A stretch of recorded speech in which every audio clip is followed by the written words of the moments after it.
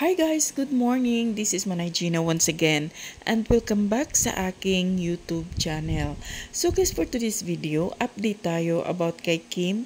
Kasi nga, kung napanood nyo kanina sa It's Showtime, ang cute lang ni Kim na habang nagbabardagulan sila, hindi niya namalayang nasabi niya na nabigyan nga siya ni Paulo ng bisikleta. So yun guys, is nakakatuwa lang na alam mo yung habang nagkukwento siya, is kinikilig naman din si Kim. Ang cute lang talaga ni Kim, no? Halata mo talaga siyang in love, blooming. At syempre, palaban na siya. Galing na talaga ni Kim, palaban na sa bardagulan. At ang cute lang kasi naalala ko pa dati na binigyan siya ni Gerald ng pink na kotse. Ngayon naman, binigyan siya ni Paulo ng pink na bisikleta. O, diba guys? Ang cute.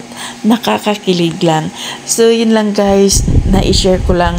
Kasi nga, syempre, kung kinikilig ang Kim Pao fans, kinikilig din naman ako dito. Habang nanonood ng It's Showtime. So, yun guys. Abangan natin ang My Love Will Make You Disappear this coming March 26. So, yun lang guys. Thank you for watching. Bye. God bless. Bye. Be kind.